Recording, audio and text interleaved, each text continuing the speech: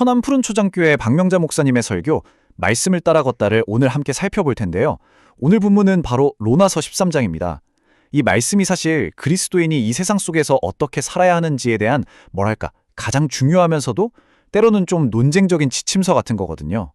오늘 저랑 같이 한번 깊이 들어가 보시죠.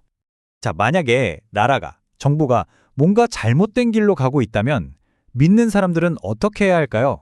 이게 사실 2000년 전 그 막강한 로마 제국 아래서 살아가던 초기 기독교인들한테는 정말 생존이 걸린 문제였어요. 근데 놀랍지 않나요? 이 질문이 오늘날 우리에게도 똑같이, 아니 어쩌면 더 강하게 다가온다는 게요.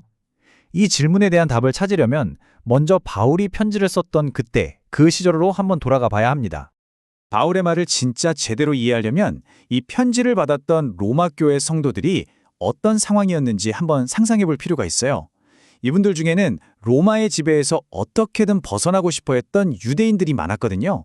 그러니까 마음 한편에는 민족적인 정체성이 있고 또 다른 한편으로는 세상 나라가 아닌 하나님 나라를 따라야 한다는 이 새로운 신앙, 이 둘 사이에서 매일같이 정말 팽팽한 긴장감을 느끼며 살았던 거죠. 그래서 오늘은요, 이 로마서 13장을 4가지 핵심 주제로 나눠서 살펴볼 거예요. 먼저 그리스도인의 사회적 책임, 그리고 하나님이 세우신 권세란 게 대체 뭔지, 또 모든 율법을 완성한다는 사랑의 원리, 마지막으로 빛의 갑옷을 입으라는 영적인 부르심까지. 자, 그럼 한번 시작해 볼까요? 자, 첫 번째 주제입니다. 그리스도인의 사회적 책임, 바로 하나님이 세우신 권세에 대한 이야기인데요. 여기서 바울이 국가와 신앙의 관계에 대해서 당시로서는 정말 파격적이라고 할 수 있는 아주 놀라운 원칙을 딱 선포합니다. 핵심은 바로 이거예요. 황제든 총독이든 이 세상의 모든 권세라는 게 그냥 우연히 생긴 게 아니라는 거죠. 궁극적으로는 이 사회의 질서를 위한 하나님의 더 큰 계획 안에서 나왔다는 겁니다.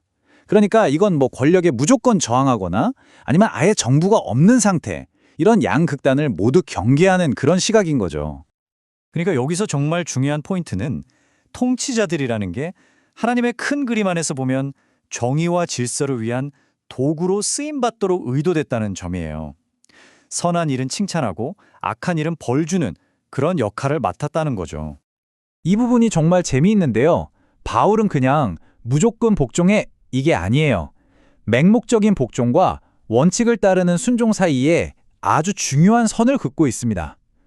그러니까 그리스도인의 순종은 단순히 벌받는 게 무서워서 하는 게 아니라는 거죠. 모든 권위 위에 계시는 하나님의 질서를 존중하는 그 양심에서 나와야 한다는 겁니다. 그런데 이 순종에는요, 절대적인 한계선이 있습니다.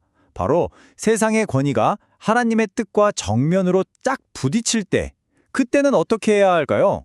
원칙은 분명합니다. 사람보다 하나님께 순종하는 것이 마땅하니라. 이건 당시 사람들에게는 정말 목숨을 걸어야만 할 수 있었던 그런 결단이었을 겁니다. 자, 이제 두 번째 주제로 넘어가 볼게요. 바로 율법의 완성, 사랑입니다.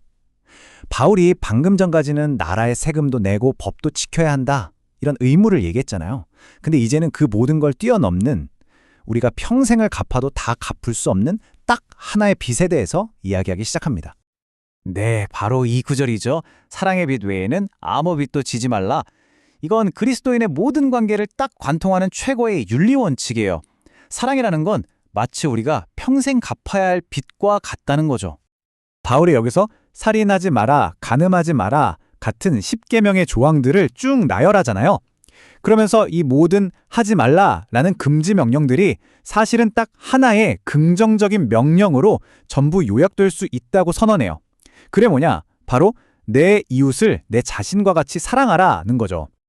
그러니까 사랑은 그냥 마음으로 느끼는 그런 감정 차원이 아니라는 거예요. 율법 전체의 목적을 이루고 완성시키는 아주 적극적인 행동 원리라는 겁니다. 이야, 정말 기독교 윤리의 심장부를 정확히 꿰뚫어내는 말이죠. 자, 이제 마지막 세 번째 주제입니다. 바울은 여기서 우리가 왜 권세에 순종하고 서로 사랑하며 살아야 하는지, 그 이유를 아주 시급하고 영적인 현실과 연결시켜요. 그건 바로 빛의 갑옷을 입으라는 강력한 명령입니다. 바울은 밤이 깊고 낮이 가까웠다는 이 엄청난 비유를 사용해요. 이건 무슨 뜻이냐면 지금이 바로 잠에서 깨어날 때라는 거예요. 더 이상 미룰 수 없다. 우리의 삶의 방식을 근본적으로 바꿔야 할 때가 바로 지금이다. 라고 아주 긴급하게 외치고 있는 거죠. 그래서 바울은 우리에게 아주 구체적인 3단계 행동 지침을 줍니다. 첫째, 어둠의 일을 벗어버려라. 둘째, 빛의 갑옷을 입어라. 셋째, 그리스도로 옷 입어라. 이건 그냥 좋은 말이 아니에요. 하나의 삶의 방식을 의식적으로 버리고 완전히 다른 삶의 방식을 선택하라는 우리 각자에게 던져지는 결단의 요청인 셈이죠.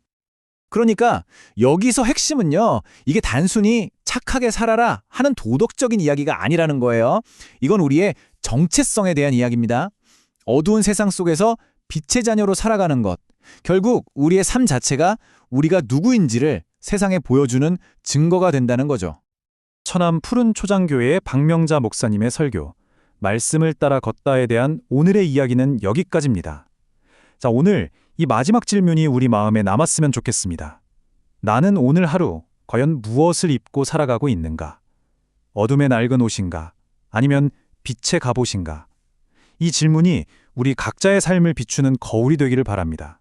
함께 해주셔서 감사합니다.